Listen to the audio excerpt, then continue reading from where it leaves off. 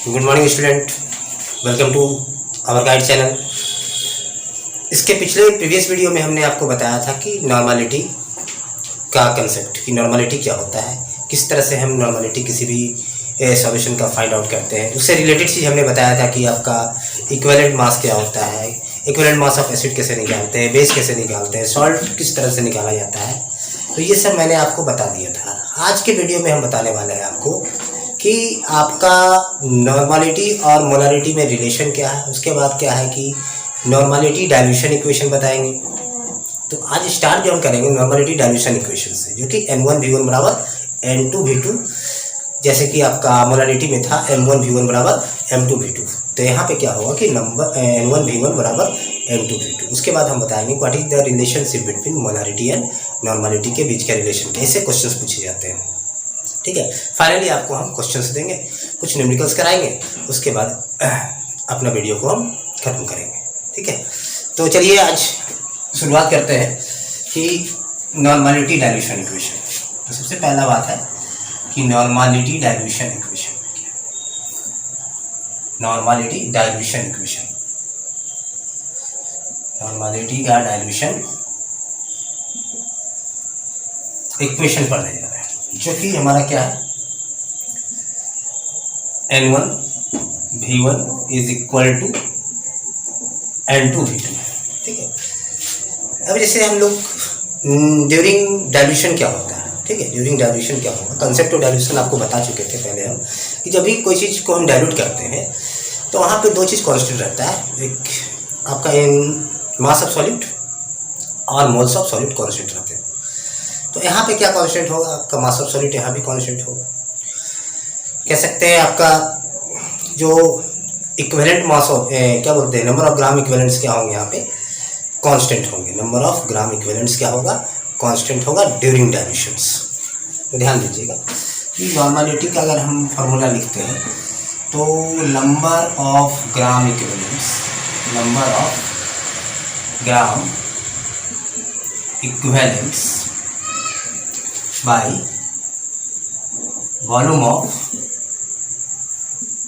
Solution in litre, समझ रहे। तो नंबर ऑफ ग्राम इक्विवेलेंट्स बताइए क्या होगा, कि नंबर ऑफ ग्राम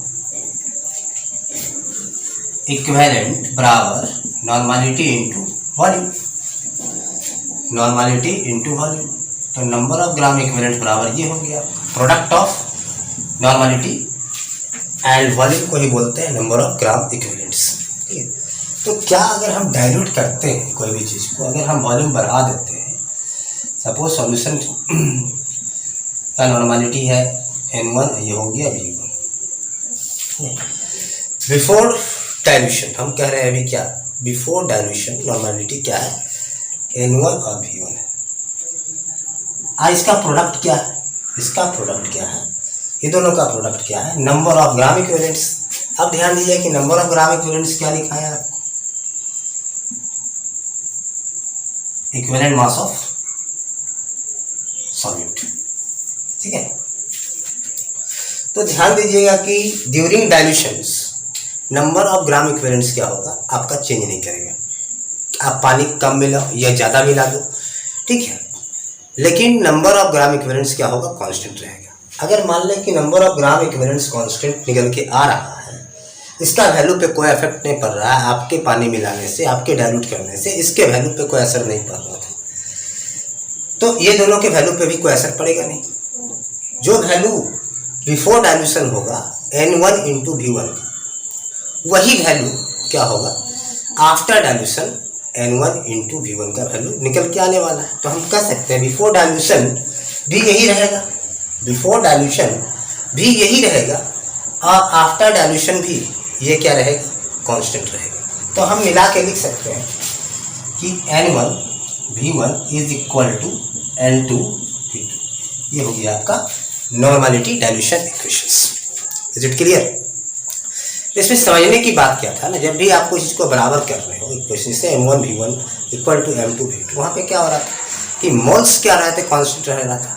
आप डाइल्यूट करो तो क्या रह रहा था, मोल्स हमारा रिमेन्स कांस्टेंट, मोल्स नहीं बदल रहा था। तो यहाँ पे क्या नहीं बदलेगा, यहाँ पे नंबर ऑफ ग्राम इक्विवेलेंट्स नहीं बदलने वाला है।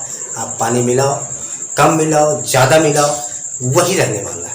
मतलब कि अगर नंबर ऑफ ग्राम इक्विवेलेंट बराबर हो रहा है तो क्या बराबर हो रहा है, product of normality into volume बराबर हो रहा है। ठीक है, बिफोर डाइल्यूशन और आफ्टर डाइल्यूशन वही रह जा रहा है। तो आप लिख सकते हो कि N1V1 बराबर N2V2। Is it clear? ठीक है, अब इसके बाद हम बात करेंगे, ये तो हो गया नॉर्मलिटी डाइल्यूशन इक्वेशन को आपको याद रखना है। अब हम बताएंगे what is the relationship between molarity and normality. चलिए हमारे साथ बने रहिए और देखते रहिए और वीडियो का आनंद उठाते रहिए, बहुत मजा आने वाला है। एक कंसेप्ट भी नहीं छूटेगा आपको, एक कंसेप्ट भी मिस करने वाला नहीं है। और नॉर्मलिटी को तो आपको खास कर ध्यान देके पढ़ना है। अभी और भी आपको बात से बताया जाएगा कि देखिए नॉर्मलिटी डाइल्यूशन इक्वेशन हो गया। अब हम बताएंगे आपको कि क्या बोलते हैं रिलेशनशिप बिटवीन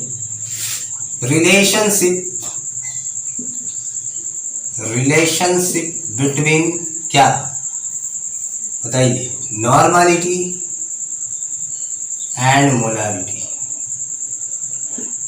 एंड मोलारिटी और नॉर्मलिटी के बीच में रिलेशन बताएंगे। सारा चीज़ आपका हम फिनिश कर देंगे, सारे जितना चीज़ को पढ़ना है उसके बाद हम लोग न्यूमेरिकल्स करना शुरू कर देंगे। देखिए तो आपको मोलारिटी हमने पहले से पढ़ा के रखा है, इसमें तो आपको कोई कन्फ्यूजन की बात ही नहीं है कि मोलारिटी बराबर क्या होगा। फिर से आपको रिकॉल हो रहा है, moles of solute by volume of solution in litre. कोई प्रॉब्लम नहीं, यही हो गया मोलारिटी का। नॉर्मलिटी क्या हो गया कि नंबर ऑफ ग्राम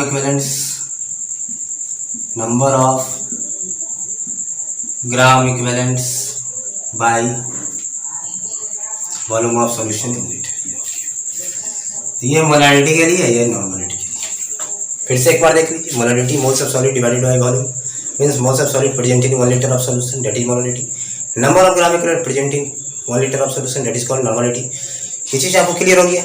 ये दो इक्वेशन का यूज करके हम लोग एक रिलेशन बना लेंगे। What is the relationship between molarity and normalities. चलिए स्टार्ट करते हैं।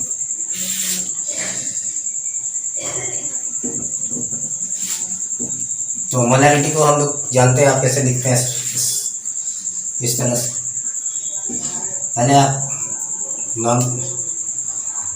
मोलारिटी बराबर NV/V और नॉर्मलिटी बराबर नंबर ऑफ इक्विवेलेंट्स या ग्राम इक्विवेलेंट्स जो भी लिखिए, number of equivalents by volume. अब हम कर देते हैं N/M, नॉर्मलिटी बाय मोलारिटी। क्या आएगा आपको बताइए, लिखिएगा आप नॉर्मलिटी की जगह पर number of equivalent by volume, number of equivalents by volumes. अब यहाँ पे देखिए क्या लिखिएगा, मोलारिटी की जगह पे moles of solute by volume. अब ये वॉल्यूम को क्या करते हैं, ऊपर ले जाते हैं। इस वॉल्यूम को अगर हम यहाँ पे रखते हैं और NV क्या हो जाएगा आपका, नीचे की ओर रहेगा NV। तो क्या बन गया आपका, देखिए ध्यान दीजिएगा, V और V तो कॉमन कैंसिल हो गया। तो N/M के बीच में क्या आया, नॉर्मलिटी बाई M। इसको लिखिएगा नंबर ऑफ ग्राम इक्विवेलेंट, क्या लिखते हैं आप बोलिए, मास of solute, number of by equivalent mass of solute. ठीक है, number of gram equivalent mass of solute by equivalent mass of solute into NB की जगह क्या लिखिएगा, WB/MB। ठीक है, इस MB को चलिए ऊपर लेके चलते हैं, कोई प्रॉब्लम नहीं आप लोग को। ये MB ऊपर चला गया, इसे क्या हुआ, WB कैंसिल हो गया। ध्यान दीजिएगा, N/M is equal to MB by क्या हो गया, E।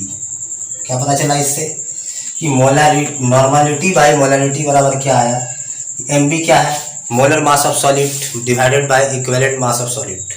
Molar mass of solute divided by equivalent mass of solute, मतलब कि मोलर मास ऑफ सॉल्यूट और ये हो गया आपका equivalent mass of solute, equivalent mass of solute. ये दोनों का रेशियो क्या हो गया, नॉर्मलिटी और मोलारिटी के रेशियो के बराबर हो गया। समझ रहे हैं, नॉर्मलिटी और मोलारिटी के रेशियो के बराबर आ रहा है। ठीक है, तो इसी को बोलते हैं molar mass of solute divided by equivalent mass of solute. इसी को आप कह सकते हैं क्या, एन, इसको हम लोग बोलते हैं एन, इसको क्या बोलते हैं, एन बोला जाता है। तो अब देखिए यहाँ तक तो आपको समझ में आ गई बात कि नॉर्मलिटी बराबर मोलरिटी हम क्या लिखेंगे, ध्यान दीजिएगा कि नॉर्मलिटी बराबर मोलरिटी फिर से हम लिखने जा रहे हैं। एक बार आप ध्यान से देखिएगा कि नॉर्मलिटी बराबर मोलरिटी बराबर आ रहा है molar mass of solute, molar mass of solute मतलब कि क्या, एम बी डिवाइडेड बाई क्या आ रहा है, equivalent mass of solute, equivalent mass of solute, equivalent mass of solute, ठीक है, विच इज इक्वल टू क्या है, मोलर मास ऑफ सॉल्यूट, मतलब कि यहाँ भी लिख सकते हैं कि n by m is equal to molar mass of solute divided by equivalent mass of solute. इसी को बोलते हैं n, इसी को क्या बोलते हैं n।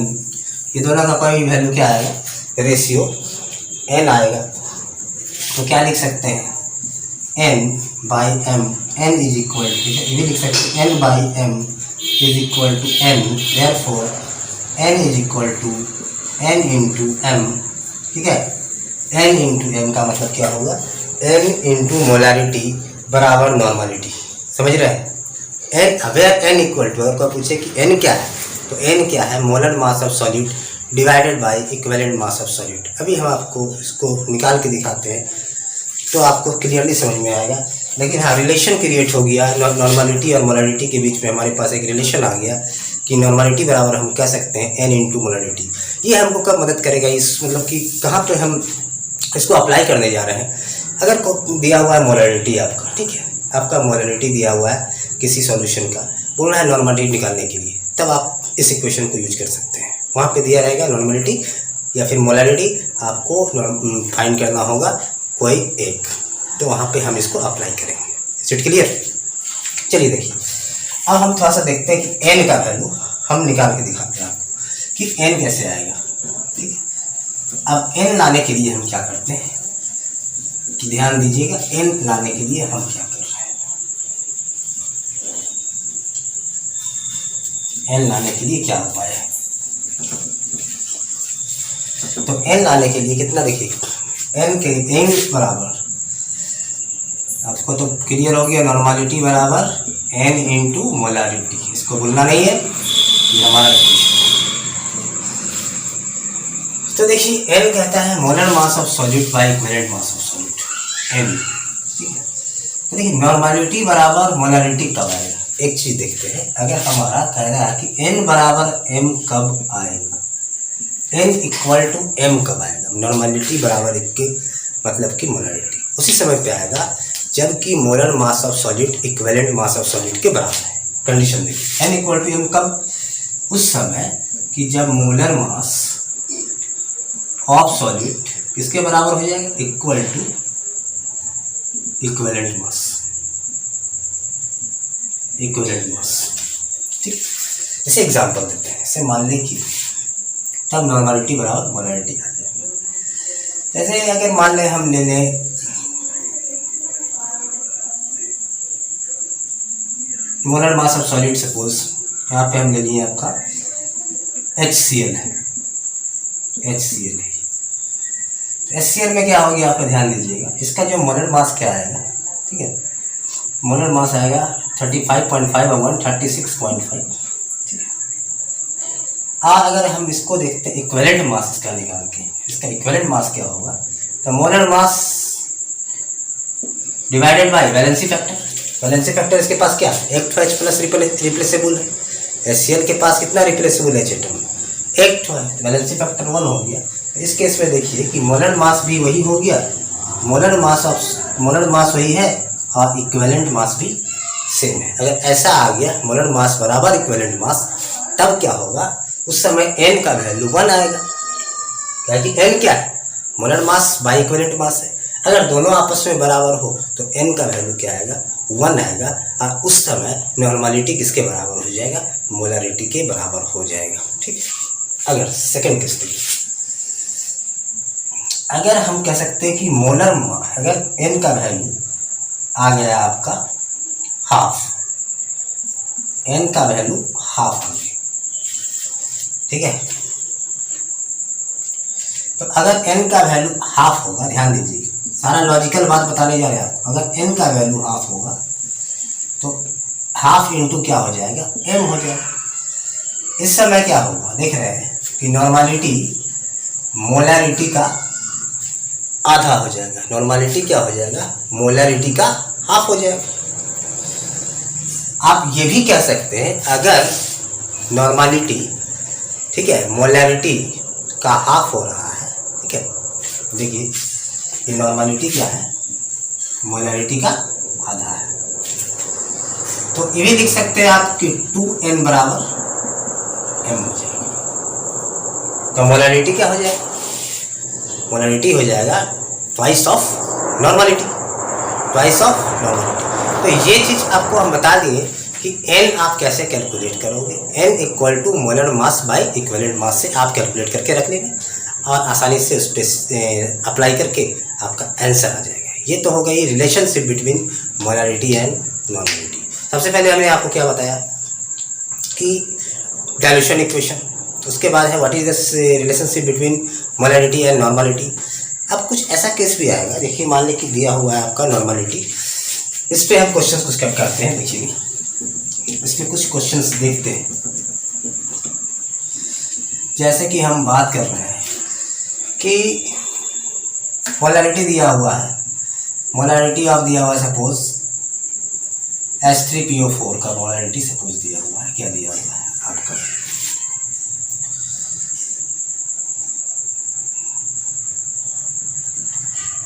0.2m दिया हुआ है, 2m मोलैरिटी, ठीक है। तो इसका नॉर्मलिटी हम लोग कैसे फाइंड करें, ठीक है। तो नॉर्मलिटी के लिए आप लगाइएगा normality equal to n into molarity. तो n इंटू मोलैरिटी क्या है 0.2। अब हमारा बच गया n कहाँ से लाए, तो H3PO4 का क्या है n इक्वल टू क्या बोले थे, molar mass by equivalent mass, molar mass by equivalent मास। तो मोलर मास कितना है H3PO4 का, अब फॉस्फेट का 95 और ये 3 98 हो गया। अब इक्विवेलेंट मास कैसे फाइंड करेंगे, इक्विवेलेंट मास की कहानी क्या थी, इक्विवेलेंट मास निकालने के लिए हम क्या करेंगे कि molar mass of solute divided by valency factor. यहाँ पे वैलेंसी फैक्टर क्या है 3 है, यहाँ पे 3 करना। पहले इसका स्ट्रक्चर इस टाइप से होता है POH, ये OH और ये OH, क्या है H3PO4 1 2 3, H3 1 2 3, H3 1 2 3, ये हो गया H3PO4। तो देखिए H3PO4 में क्या है कि कितना रिप्लेसेबल H एटम, ठीक है, कितना रिप्लेसेबल H एटम है 1 2 3। तो वही रिप्लेसेबल H एटम होता है जो कि जो हाइड्रोजन ऑक्सीजन से डायरेक्टली अटैच होगा, याद रखिएगा। कभी कभी इस क्वेश्चन से फंसिएगा, यहाँ तो बन गया कोई दिक्कत नहीं है, H3PO4 वाला हमको प्रॉब्लम नहीं है। तो 3 हो गया इसका इक्विवेलेंट मास 98/3। तो N निकालने के लिए क्या रखिएगा यहाँ पे, ये हो गया 98/3, क्लियर। अब यहाँ पे रखेंगे 3 3, फिर 98 कर गया, तो N बराबर क्या आ गया 3 आ गया। तो आप यहाँ रखोगे 3 इंटू 0.2, इसके मतलब 0.6 N आ गया नॉर्मलिटी, क्लियर। मतलब कि H3PO4 के केस में ऐसे भी आप डायरेक्ट भी क्या लगाते हैं कि 3H+ रिप्लेसेबल है तो N इक्वल टू 3 रख देते हैं आप। लेकिन कभी कभी क्या होगा, ये तो H3PO4 में क्या था कि चलिए निकल गया कुछ, जैसे अब मान लें कि यही देता आपका H3PO2 का, ठीक है, समझ गए। तो अब देखिए यहाँ पे अगर यहाँ पे हम ले लें H3 कंसंट्रेशन है, अब यहाँ पे हम कर देते हैं, ध्यान दीजिएगा कि मोलैरिटी की जगह H3PO2 है, ठीक है। अब पूछ रहा है कि आप इसका नॉर्मलिटी निकालिए। मोलैरिटी दिया हुआ है 0.2m, 0.2m मोलैरिटी दिया हुआ है H3PO2 सॉल्यूशन का। क्या रहा है नॉर्मलिटी, आप फाइंड करके दिखाइए। तो क्या कीजिएगा आप इसे डायरेक्ट अप्लाई कीजिएगा कि 3 है, ठीक है, तो 3 तो क्या होगा रिप्लेसेबल होगा, लेकिन कभी कभी क्या होगा स्ट्रक्चर से भी देखना पड़ता है। ठीक है, ये सब स्ट्रक्चर आपको मिलेगा पी ब्लॉक्स एलिमेंट्स में। फास्फोरस के कंपाउंड है, फास्फोरस के ऑक्सो एसिड है ये सब। ठीक है, हालांकि ऐसा क्वेश्चन पूछा करता है, इसलिए बता दे रहे हैं आपको कि आपको परेशानी ना हो। तो ये हो गया आपका S3। ठीक है, देख रहे हैं ये S3PO3। चलिए PO3 ही ले लेते हैं आप। S3PO3, 1 2 3 देखिए S3 और PO3। तो यहाँ पे देखेंगे कि S3PO3 का क्या आने वाला है, n फैक्टर कैसे निकालेंगे। आप देख लीजिएगा 1 2 3, तब तो बोल दीजिएगा कि 3 होगा, लेकिन ऐसा नहीं है।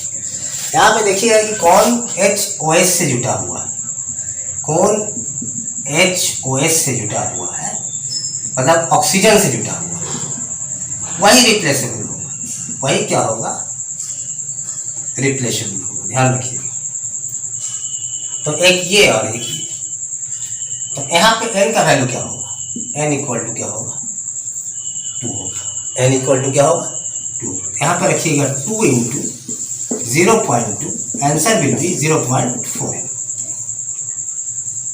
अब अगर दे दिया हुआ है कि H3PO2 का मोलारिटी है 0.2 m, ठीक है, या मान लीजिए 0.3 m है, find normality, find normality.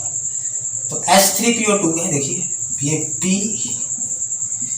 S3PO2 का मतलब ये हो गया S3 और PO2।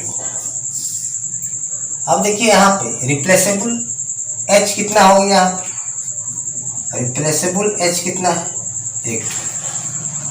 तो यहाँ पे क्या हो जाएगा n इक्वल टू 1। तो अब नॉर्मेलिटी बराबर क्या हो जाएगा 1 इंटू, ठीक है, 1 इंटू 0.3 मतलब 0.3 हो जाएगा।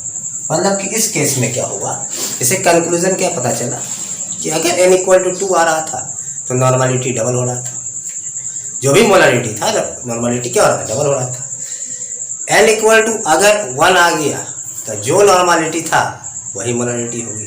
तो ये 3 केस जरूर याद रखिएगा, फास्फोरिक H3PO4, S3PO2 और S3PO3 का केस आप याद रखिएगा। क्वेश्चंस यहाँ से आया करता है, ठीक है, क्वेश्चंस यहाँ से आया करता है। और इसके बाद हम अभी जस्ट आपको न्यूमेरिकल करा रहे हैं, जस्ट आपको न्यूमेरिकल्स करा रहे हैं। तो देखिए यहाँ पे अब कुछ न्यूमेरिकल्स हम लोग करते हैं। बहुत हो गया आपका, इतना नॉर्मलिटी काफ़ी है कोई भी सवाल को बनाने के लिए, चाहे वो आपका नीट लेवल का हो चाहे आपका जेई लेवल का हो, क्वेश्चंस बन जाएगा आपका इससे आसानी से।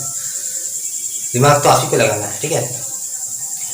तो यहाँ पे हम लिखते हैं कैलकुलेट, पहला question,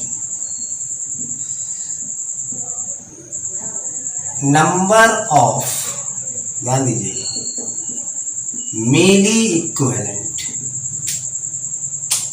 calculate number of milli equivalent of H2SO4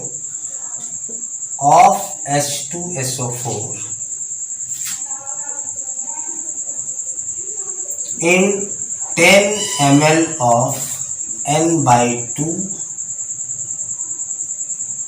H2SO4 solution, in N/2 H2SO4 solution। तो ध्यान दीजिएगा क्या कह रहा है, नंबर ऑफ मिली इक्विवेलेंट। हम लोगों ने क्या पढ़ के रखा है, number of equivalents. Normality is equal to, पहला क्वेश्चन से आता है कि normality is equal to number of equivalent by volume n litre. अगर मिलीलीटर में है, हमारा क्या है मिलीलीटर में है, तो आप 1000 से इसको मल्टीप्लाई कर सकते हो। ये क्या दे देगा आपको, तो नंबर ऑफ इक्विवेलेंट आप कैसे निकालोगे, ध्यान दीजिएगा, नंबर ऑफ इक्विवेलेंट निकालने के लिए क्या आ गया आपके पास कि नॉर्मलिटी इनटू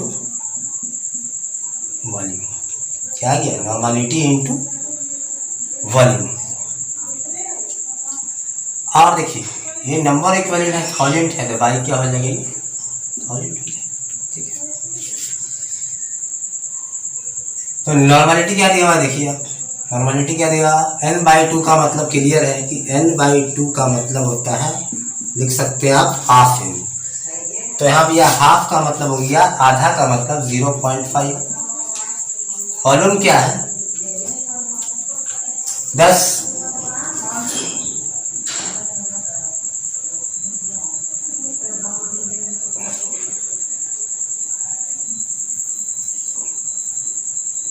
और ये हो गया आपका this। तो ये निकल गया आपका क्या? नंबर ऑफ इक्विवेलेंट हो गया आपका 5 × 10⁻⁻3। ये तो निकल गया नंबर ऑफ इक्विवेलेंट्स, लेकिन क्वेश्चन कह रहा है मिली इक्विवेलेंट्स पे कन्वर्ट करने के। तो 1 मिली इक्विवेलेंट बराबर होता है 10⁻³ equivalent. 1 milli equivalent equal to 10⁻³ equivalent. तो अगर हमको मिली इक्विवेलेंट से इक्विवेलेंट बनाना है तो -3 से क्या करेंगे? उसको मल्टीप्लाई करेंगे।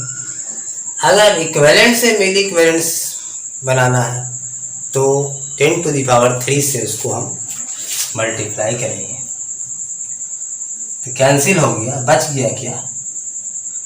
5। तो क्या हो गया? नंबर ऑफ जो मिली इक्विवेलेंट निकला, ये निकल गया क्या? Number of milli equivalent. Number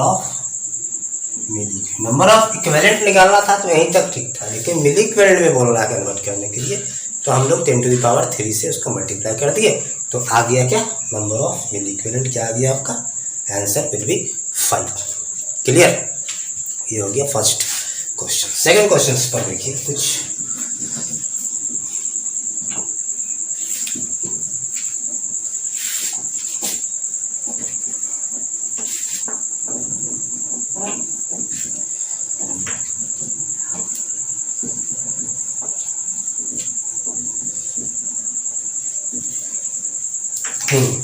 अब देखिए हम लोग सेकंड क्वेश्चंस की बातें कर रहे हैं कि इस टाइप का ही क्वेश्चन ही कहते हैं। Calculate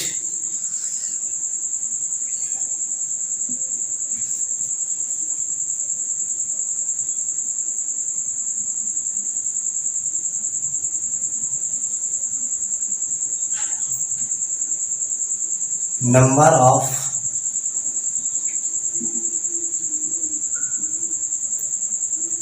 milli equivalent in 20 ml of आपका ml of 1/10 NH2SO4 solution। Calculate the number of milli equivalent in इतना ml of 1/10 NH2SO4 solutions। फिर फार्मूला हम लोग लगाएंगे नंबर ऑफ मिली इक्विवेलेंट्स। अगर डायरेक्ट लिखिए नंबर ऑफ मिली इक्विवेलेंट्स का एक फार्मूला हम दे ही देते हैं आपको। नंबर ऑफ मिली इक्विवेलेंट्स निकालना है तो क्या कीजिएगा आप कि ये तो नॉर्मलिटी इनटू आप निकाल लीजिएगा सिंपली जो भी निकाले हैं आप, ठीक है। नॉर्मलिटी इनटू वॉल्यूम से निकल जाएगा नंबर ऑफ इक्विवेलेंट्स। बाद में क्या कीजिए जो भी ऑपरेट करके आप 10⁻³ से इसको क्या कीजिएगा मल्टीप्लाई कर दीजिएगा। अगर वॉल्यूम मिलीलीटर में दिया होगा, ऐसे में भी दिया है तो आप कर दीजिएगा उसको, ठीक है। यहाँ पे देखिए नॉर्मलिटी क्या है 1/10 का मतलब 0.1। वॉल्यूम क्या है 20 ml। बताइए कि 20 ml है, 20 ml को हम लीटर में बदलेंगे क्या करेंगे बताइए। इसको लीटर में लाना है, क्या है कि नॉर्मलिटी क्या कहता है नंबर ऑफ इक्विवेलेंट्स प्रेजेंट पर लीटर ऑफ सॉल्यूशन। तो यहाँ पे वॉल्यूम दिया हुआ है 20 ml, तो 20 को हम लीटर में मिला है 1000 से कर रहे हैं, कोई प्रॉब्लम नहीं है। तो क्या आ जाएगा बताइए, ये हो गया नॉर्मलिटी इनटू वॉल्यूम, कैंसिल हो गया, कैंसिल हो गया। तो क्या आ रहा है बताइए आपको, 2/2 0.2 कर लीजिए ऐसे, 0.2 बाई क्या है 100, इसको हटा लीजिए। तो क्या आ जाएगा 2 का पावर 10 का पावर 3, इतना आ गया क्या, number of gram number of equivalent आया। यही number of milli equivalent convert करने के लिए क्या करेंगे, तो क्या आ गया आंसर 2 आ जाएगा आपको। इसी को बोलते हैं हम किस तरह से नंबर ऑफ मिली इक्विवेलेंट को फाइंड करते हैं। तो आई थिंक आपको समझ में आ रहा होगा सारी कहानी नॉर्मलिटी की। ये पार्ट सेकंड चल रहा है हमारा नॉर्मलिटी, पार्ट फर्स्ट आपको पढ़ा चुके हैं, आप उसको रिवाइज कर सकते हो।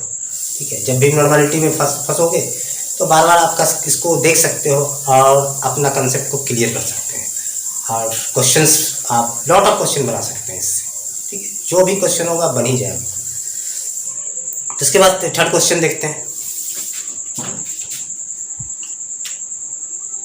तो सेकंड क्वेश्चन देखिए, काफी इंपॉर्टेंट है, पूछा जाता है कंपटीशन में। ठीक है, 100 ml of 0.6 NH2SO4 and 200 ml of 0.3 NaCl were mixed together.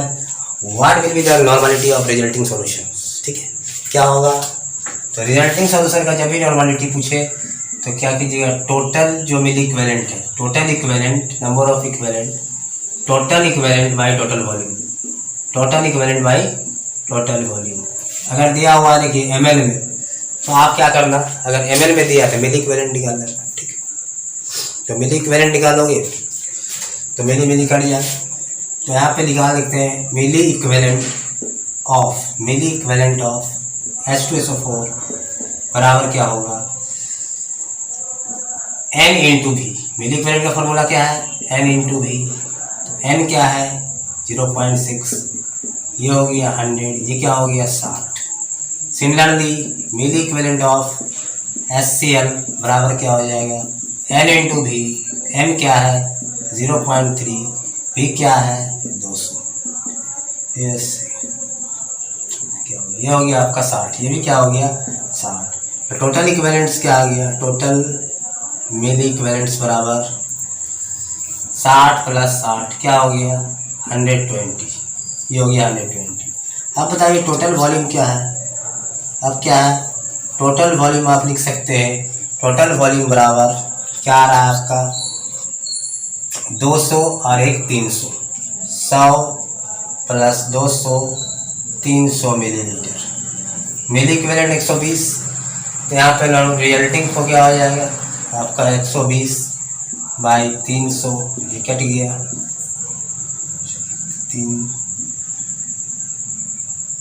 4 3 या 12, यानी कि काट सकते हैं आप 3 4 या 12 और 3 10, 2 2 या 4, 2 5 या 10, 2 बाई क्या आ गया आपका 5 आ गया, क्या आ गया 2/5। तो यहाँ तक हम लोग क्या देखें कि नॉर्मलिटी का सारे आपका लगभग सब मतलब कि लगभग कंसेप्ट हम आपको दे चुके, अब कुछ भी नहीं बचा हुआ। अब आपको क्वेश्चन से बनानी है, आप प्रैक्टिस कर सकते हो। और इसके बाद देखिए एक फार्मूला और है, वो हम आपको बता के जाना चाहेंगे। ठीक है, जिस तरह से हम मोलारिटी का फार्मूला निकाले थे, आप इसको चाहो तब स्क्रीनशॉट कर सकते हो, इस क्वेश्चंस इंपॉर्टेंट क्वेश्चंस में आता है। ठीक है, तो यहाँ पे ध्यान दीजिएगा कि जिस तरह से हम आपको मोलारिटी का जो फार्मूला बताए थे, क्या बताए थे कि एक अल्टरनेटिव फार्मूला बताए थे x into D into 10 by molar mass of solute. तो यहाँ पे हम लोग क्या लिखेंगे, normality is equal to x into D into 10 into equivalent mass, क्या हो जाएगा इक्विवेलेंट मास ऑफ सॉल्यूट। ठीक है, तो ये क्या है आपका x क्या परसेंटेज दिया होगा, x क्या है परसेंटेज ऑफ सॉल्यूट, डी होगा density of solution in gram millilitre पर मिलीलीटर, और ये हो गया आपका इक्विवेलेंट मास। वहाँ पे मोलर मास का कंसेप्ट था, यहाँ पे क्या हो गया इक्विवेलेंट मास को डिवाइड कर देंगे, तो यहाँ से भी नॉर्मलिटी हम ऑपरेट कर सकते हैं। ठीक है, आई थिंक आपको ये अच्छा लगा होगा, तो आप इसे शेयर कीजिए, लाइक कीजिए और इसको सब्सक्राइब भी कीजिए। तो इसके बाद हम लोग नेक्स्ट वीडियो में मिलेंगे, कुछ नए कंसेप्ट लेके आएंगे आपके लिए। ठीक है, थैंक यू।